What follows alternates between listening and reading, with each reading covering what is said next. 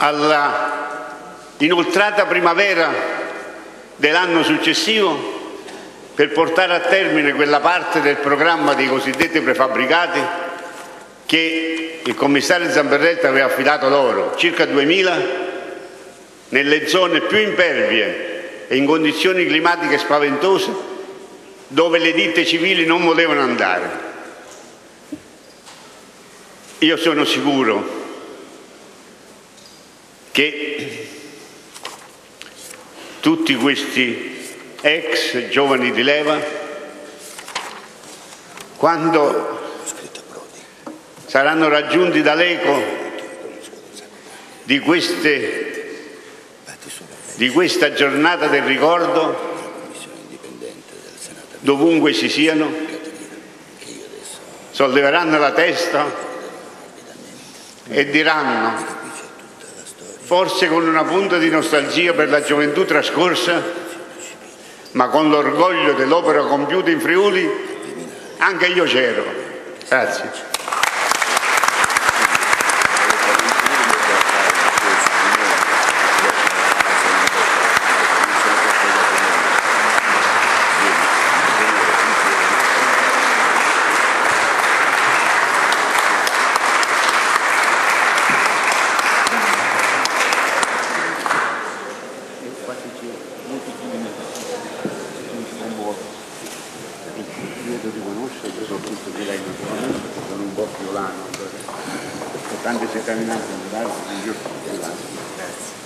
Io l'ho scritto quando è morto il Papa Politino per portare una lettera di Milano alla Armata francese.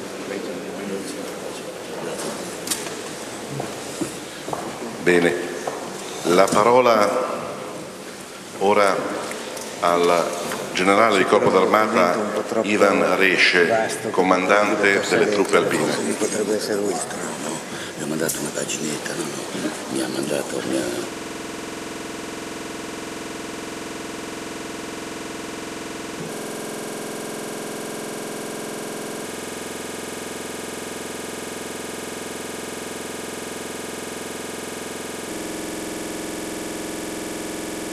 Mi ha risposto dicendomi che era assolutamente d'accordo, bisogna solo essere sempre vigili. Grazie, buongiorno a tutti. Il capo di Stato Maggiore dell'Esercito, il generale Cecchi, che era stato invitato a questo convegno, mi ha incaricato innanzitutto di portare il saluto suo e di tutto l'Esercito a questo importantissimo convegno e mi ha incaricato anche di proporre in questa sede una riflessione su quello che il terremoto del Friuli è stato per l'Esercito. Un invito che mi ha confermato anche ieri sera dopo che le notizie provenienti da Kabul Sì, perché in una corrente diversa da quella di Rutelli.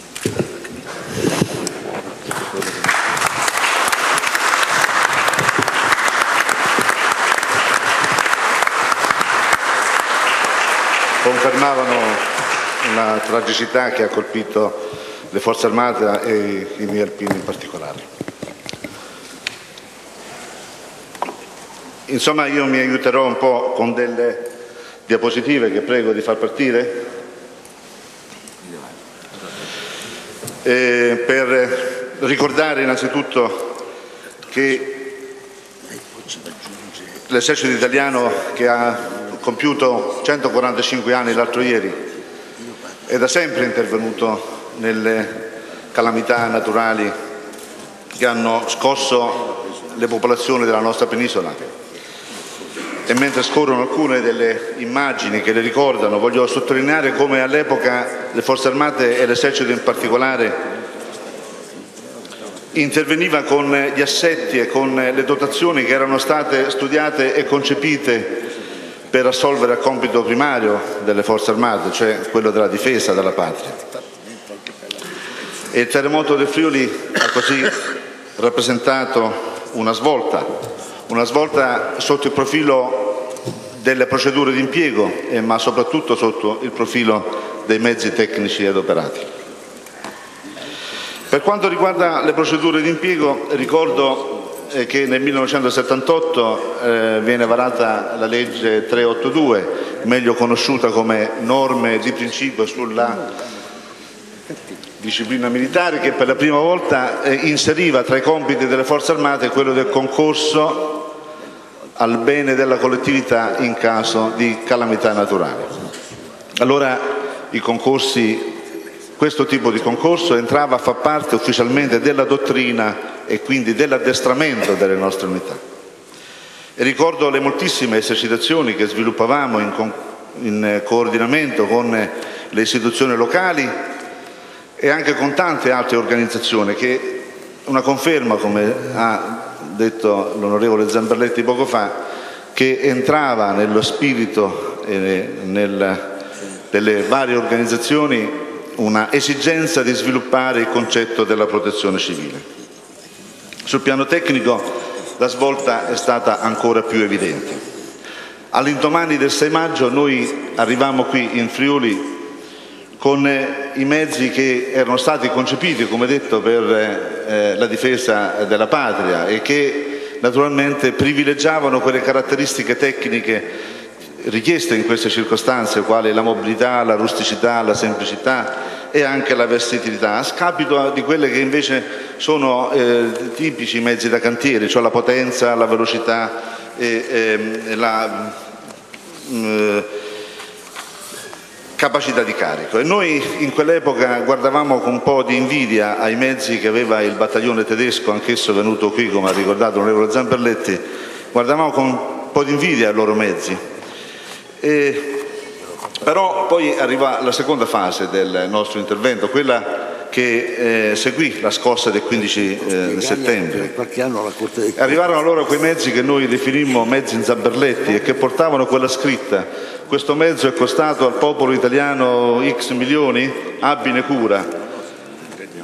Erano mezzi che ci consentivano di rompere lo strato di ghiaccio che era indispensabile rimuovere per mettere i basamenti dei prefabbricati o di creare le piattaforme sempre per altri tipi di fabbricato o per portare quelle grandi quantità di ghiaia e sabbia di cui avevamo bisogno.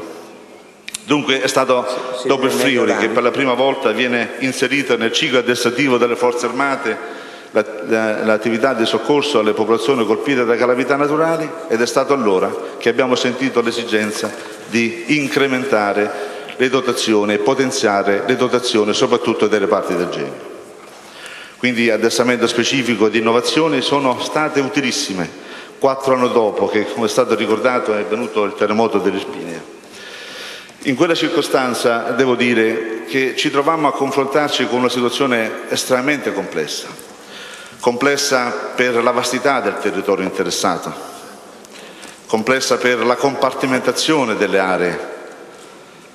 La Friuli, per quanto complesso sia, ma è una valle con delle valli laterali, con i paesi che nonostante l'asperità del suolo si raggiungono facilmente, ma per raggiungere Conza dalla Campania e da Conza, che sono due entità che si confrontano a distanza di pochissimi chilometri in linea d'aria, ci volevano delle ore in quella circostanza. Però noi tuttavia sotto il profilo organizzativo, sotto il profilo dei mezzi, avevamo fatto un salto di qualità notevole e si vedeva nella nostra capacità di intervento. Questa volta, devo dire, erano quelli del battaglione tedeschi, anch'essi scesi, ricordo, nella piana di Teora, a guardare con rispetto ai nostri mezzi e alle nostre capacità. Ma direi che la lezione più importante appresa dall'esercito italiano in quella circostanza, come ha detto molto efficacemente l'onorevole Zamberletti, è stata quella sul piano umano e sul piano morale. Per esplicitare questo concetto vorrei ripercorrere ancora una volta le fasi nelle quali può essere articolato il nostro intervento in quella circostanza. Possiamo individuare 2 fasi, quella immediatamente dopo il 6 maggio e quella successiva al 15 di settembre. Nella prima fase, dopo i soccorsi immediati portati da noi militari, dagli alpini della Giulia, ma anche dalla Mantova, del generale Rossi e dall'Ariete, così come ci ha ricordato il signor generale, dopo questa prima fase furono gli stessi friulani, come ci ricorderà, a rimboccarsi le maniche per ricostruire per riparare la propria casa. Accanto a loro, come è stato ricordato, gli alpini dell'ANA, i quali aprirono i loro cantieri di lavoro e inquadrarono nelle loro file anche molti alpini in servizio. E io ricordo con quanta orgoglio questi alpini tornavano ai reparti, con quanta soddisfazione tornavano ai reparti per aver lavorato così bene gomito a gomito con la gente friulana. Però poi arrivò la scossa del 15 settembre, quella che distrusse non solo quanto era stato appena ricostruito, ma per molti fu un forte trauma morale, e furono tanti che, come ci ha ricordato ancora una volta l'onorevole Zamberletti, a lasciare le proprie case e trovare rifugio per l'inverno a Lignano e dintorno.